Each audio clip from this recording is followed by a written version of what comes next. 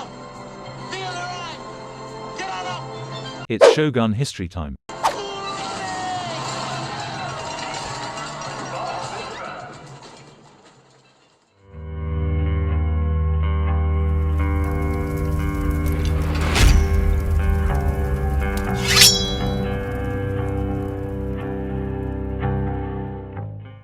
Konnichiwa, minasan. Welcome back to Shogun History.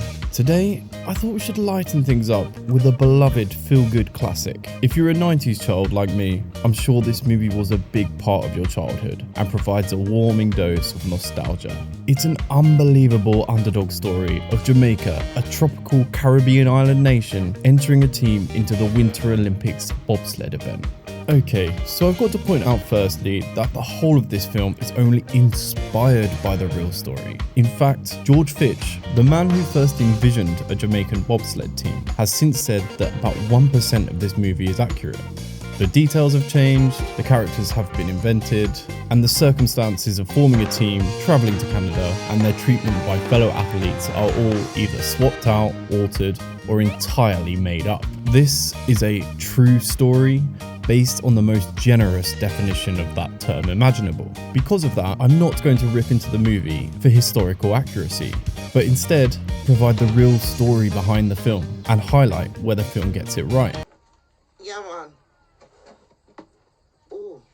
So the film opens in 1987 with character Doris Bannock training for the 100-meter sprint trials and hoping to represent Jamaica in the Summer Olympic Games. Now unfortunately, due to future teammate Junior tripping during the race, they together fail to get a spot on the team. With his dreams dashed, he appeals to the head of the Jamaican Olympic Committee for another chance, which is swiftly refused. Upon seeing a picture of his own father, a previous Jamaican 100-meter Olympic gold medal winner, standing with two-time bobsled Olympic champion Irvin Blitzer, played by comedy legend the late John Candy. Blitzer apparently believed that the Jamaican sprinters could make elite bobsled athletes. Can you imagine a Jamaican bobsledder?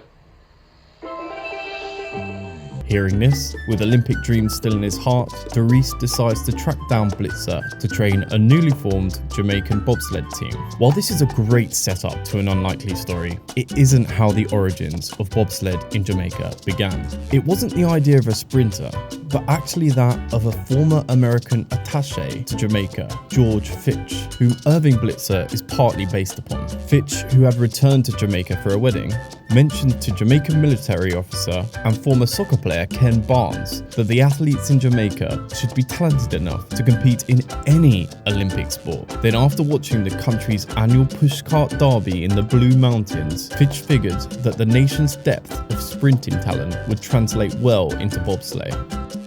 Look how cool real Jamaican pushcart races are. This was a genuine event held every year in August. Modified pushcarts, which were usually used for street vending, compete in a downhill race, much like American soapbox races. These carts have been clocked at over 60 miles an hour. Now unfortunately, this event was shut down in the early 2000s, most likely because of safety concerns. In the film, Doris recruits his friend and champion pushcart racer, Sanka Coffee, to join his team. I love this character, played by Dougie Doug. What a name, by the way. The happy-go-lucky pushcart driver and the provider of much of the spirit to the team. I know I said I wouldn't rip on this film, but the part where Doris is trying to convince Blitzer he is a more capable sprinter than his dad, he says, Well, I run it in 9-9. If Doris actually recorded running the 100 meters in 9.9 seconds, there is no way he would have been left out of the Jamaican sprint team that year. In fact, a time of 9.9 seconds would have won the gold at the 1988 Summer Olympics. And not only that, it would have taken the world record time away from Carl Lewis, who recorded 9.92 in the same games. But anyway, in real life, after deciding to pursue his idea, Fitch found that most of the real elite sprinters in Jamaica were busy training for the Summer Olympics in Seoul and weren't willing to participate in his experiment. However, he managed to get a major from the Jamaican Defence Force interested, who recommended two of the military's top runners, Mike White and Devon Harris, along with helicopter pilot Dudley Stokes, who could handle the steering of the sled. Stokes has since confirmed that joining the team came down through high command as an order, and he didn't really have much of a choice. That's an order. You hear me? Yes, sir. Fitz used his own money to set up the team, which would eventually add 2 more members and former American bobsleigh athlete Howard Siller as the coach. The film shows us the members doing what they can to make money to support the team. Now, while in real life George Fitch was funding them, he actually lost a substantial amount in the Black Monday stock crash of October 1987. From here, they had to share rooms, sometimes fall to a room, and even ended up selling t-shirts and sweatshirts wherever they went. They recalled that as each day went on, they could tell how good their supper was going to be based on how many they'd sold that day. Much of the training in the film isn't that far off how it really began. Jamaica, with its tropical climate, obviously having no ice to practice on, developed a sled for the grass on one of their military bases. The real training, however, was much more grueling than the light-hearted comedy we see in the film. After leaving Jamaica, the team went to Lake Placid in Maine to an ice hockey rink to try out running on ice, and then, about a month later, to Calgary, Canada, to practice on a real slope for the first time. Genuinely, I find this amazing. These guys barely knew what a bobsled was before signing up, and to go from zero to competing at the highest level is outstanding and truly deserving of his legendary status.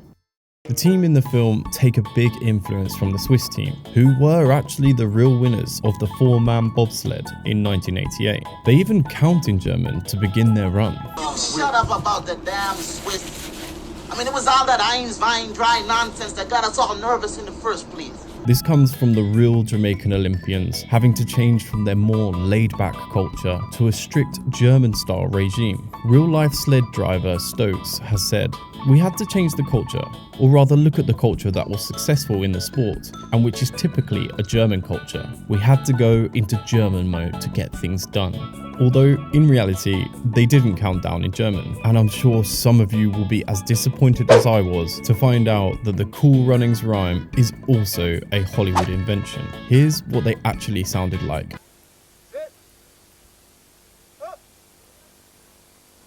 In fact, the crew were still trying to get themselves settled and sat as they went into the first bend. I know, not quite as Jamaican-y, right?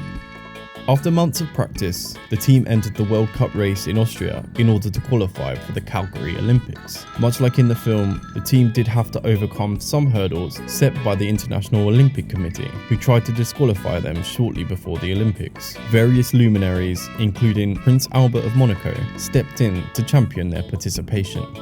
Originally, the plan was only to enter the 2-man sled, which Dudley Stokes and Michael White competed in and finished 30th. They then decided to go for the 4-man bobsled in order for the whole team to participate. But the problem was, they didn't actually own a 4-man sled. Now, with a stroke of luck, the Canadians and their famous hospitality had stored away an old practice sled and were willing to lend it to the Jamaicans. But if you like, you can take my snowmobile. Really? You just give it to us? Oh, sure, that's what Canadian hospitality is all about. If you like, you can have all my money and my leg. Okay. What follows is a part of the real story which I find unbelievable. On the first day of training with the new sled, one of the members fell out and hurt himself enough to withdraw from the team. Dudley Stokes' brother, Chris Stokes, who had travelled to Calgary for the games as a spectator and to support his older brother, was drafted in because of his sprinting experience in college. Although having never touched a bobsled or run on ice in his life, the other members of the team spent the next 3 days sharing everything they'd learned about the sport. And just like that, from spectator to Olympic athlete in just 3 days, Chris Stokes raced with the Jamaican team at the 1998 Olympic Games. That's gotta be some kind of record. The actual 4-man race is only slightly different to how it's depicted in the film. Their first run didn't go too well. There was a mix-up getting into the sled, and the 3rd man was unable to take his seat for a while. The second was a little better, and on the fateful 3rd run, they recorded the 7th fastest start time in the competition. However, on turn 9 of the course, Stokes lost control and came out of the corner too late, causing the sled to flip onto its side and send the team sliding over 800 meters down the rest of the track. The film blames mechanical failure, which isn't accurate, but it does use some of the footage of the real crash. When you see it here, it truly looks horrific, and it's very fortunate they were able to walk away from this incident. The film shows Jamaicans lifting their sled the rest of the way, but this didn't happen. A 4-man bobsled weighs nearly a quarter of a ton, and after such a horrific accident, I can't imagine it'd be a good idea to lift that on their shoulders. However, I think the film captures the feeling of that moment perfectly.